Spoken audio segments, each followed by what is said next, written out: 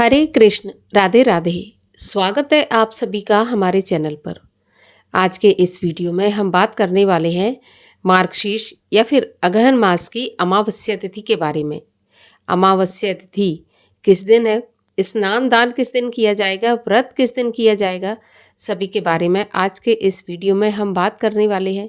Video पसंद आए तो वीडियो को लाइक करके शेयर करिए और चैनल को सब्सक्राइब कर लीजिए। तो चलिए शुरू करते हैं आज का वीडियो। अमावस्या तिथि और पूर्णिमा तिथि दो ऐसी तिथियां हैं जो हिंदू धर्म की बहुत ही महत्वपूर्ण तिथियां हैं। जहां पर पूर्णिमा तिथि देवताओं को समर्पित होती है, वहीं पर अमावस्या तिथि पितरों को समर्पित मानी जाती है। अमावस्या के दिन पितरों को तर्पण, श्राद्ध और पितरों के निमित्त दान करने से पितृदोष से मुक्ति मिलती है और पितृ प्रसन्न होते हैं। अमावस्या पर पीपल को जल भी अर्पित करना चाहिए। इससे जो भी हमारे जीवन की बाधाएं हैं वो भी दूर हो जाती हैं। तो इसीलिए अमावस्या तिथि बहुत ही महत्वपूर्ण तिथि मानी जाती है। अमावस्या के दिन माता लक्ष्मी की पूजा भी विशेष विधि विधान से करनी चाहिए। अमावस्या तिथि के दिन माता लक्ष्मी की पूजा करने से सभी प्रकार के विघ्नों का नाश होता है। इसीलिए माता लक्ष्मी की पूजा भी अमावस्या को की जाती है। अमावस्या के दिन दीपदान का, व्रत का, स्नान का महत्व बहुत ज़्यादा माना जाता है।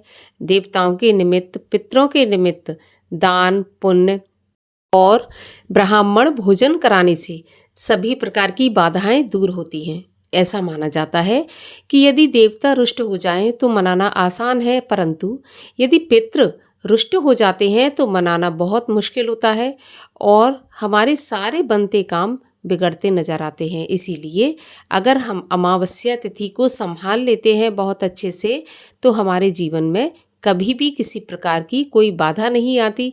सारे काम बहुत ही सरलता से पूर्ण होते चले जाते हैं। मार्गशीर्ष मास की अमावस्या भी बहुत ही महत्वपूर्ण अमावस्या है। इस दिन पीपल में जल अर्पित करना चाहिए, थोड़ी सी चीनी डालकर, और मीठा जल पीपल में सुबह के समय अर्पित करना चाहिए और संध्या के समय दीपदान करना चाहिए। पीपल पर, शिवालय में जाकर, अपने घर के मंदिर में, घर के मुख्य द्वार पर विशेषकर दीपदान अवश्य करना चाहिए। अगर घर में कोई देव पौधा है, जैसे कि शमी पत्र है, बेल पत्र, तुलसी का पौधा, तो उन पर भी दीपदान अवश्य करना चाहिए। अमावस्या के दिन पितरों को तर्पण भी करना चाहिए।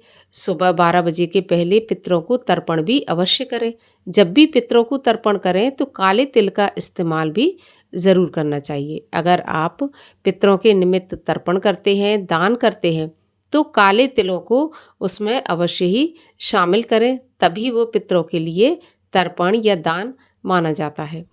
अमावस्या तिथि में ब्रह्म मुहूर्त के स्नान का बहुत ही ज़्यादा महत्व है।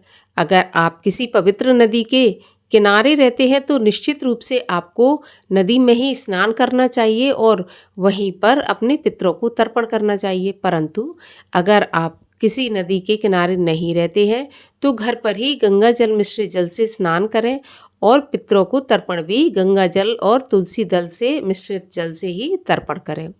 साल 2025 में मार्गशीर्ष या अगहन मास की अमावस्या तिथि प्रारंभ होगी 19 नवंबर बुधवार की सुबह 9:44 से और अमावस्या तिथि समाप्त होगी 20 नवंबर गुरुवार की दोपहर 12:16 पर। तो उदया तिथि के अनुसार स्नान की अमावस्या 20 नवंबर को होगी और 19 नवंबर बुधवार को व्रत की अमावस्या रहेगी। अर्थात व्रत में पूरे दिन व्रत रखा जाता है और संध्या के समय दीपदान किया जाता है। तो 19 नवंबर बुधवार को व्रत रखा जाएगा और 20 नवंबर गुरुवार को ब्रह्म मुहूर्त में स्नान किया जाता है। तो ब्रह्म मुहूर्त में अमावस्या तिथि हमें 20 तारीख को प्राप्त हो रही है, तो 20 नवंबर गुरुवार को अमावस्या का स्नान और दान किया जाएगा। पितरों के लिए तर्पण हम दोनों दिन ही कर सकते हैं, 20 को भी और 19 को भी। तो ये थी मार्गशीर्ष मास की अमावस्या से संबंधित वीडियो। अगर आपको पसंद आई हो तो लाइक करके शेयर करिए और चैनल को सब्सक्राइब कर लीजिए। मिलते हैं अगले वीडियो में, तब तक के लिए हरे कृष्ण।